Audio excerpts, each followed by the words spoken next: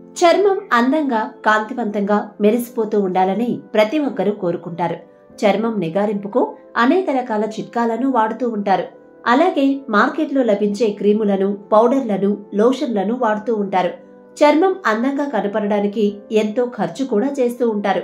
అయినప్పటికీ చాలా మందికి సరైన ఫలితం దక్కదనే చెప్పవచ్చు. అయితే చర్మం కాంతివంతంగా కనబడాలంటే క్రీములను వాడడానికి బదులుగా సరైన ఆహారాన్ని తీసుకోవాలని నిపుణులు చెబుతున్నారు. మన చర్మం యొక్క అందం, ఆరోగ్యం మనం తీసుకునే ఆహారంపైనే ఆధారపడి ఉంటుందని చెబుతున్నారు. ఎండ, కాలుష్యం, దుమ్ము నుండి చర్మాన్ని కాపాడుకోవాలి.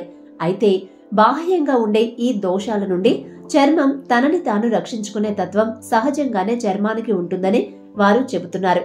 ఇలా చర్మం తనని తాను రక్షించుకోవాలంటే మనం తగినంత నీటిని తాగాలని నిపుణులు తెలియజేస్తున్నారు. నీటిని ఎక్కువగా తాగడం వల్ల చర్మం కాంతివంతంగా నిగనిగలాడుతూ ఉంటుంది.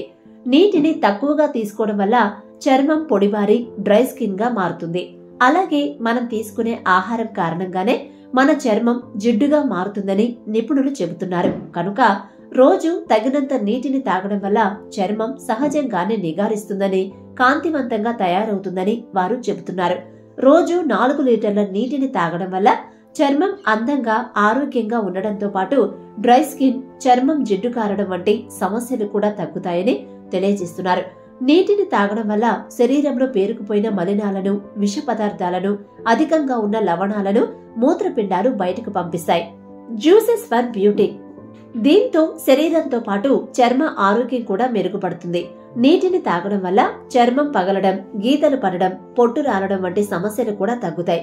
ఇలా నీటిని తాగడంతో పాటు రోజు 2 రకాల జ్యూస్లను తాగాలి. ఉదయం పూట క్యారెట్, బీట్రూట్, టమాటాలు, కీర దోసతో జ్యూస్ చేసి తీసుకోవాలి. దీంతో తగినంత విటమిన్ ఏ లభిస్తుంది. అలాగే సాయంత్రం నారింజ, బత్తాయి వంటి వాటితో జ్యూస్ ను చేసి తీసుకోవాలి. దీంతో విటమిన్ సి లభిస్తుంది.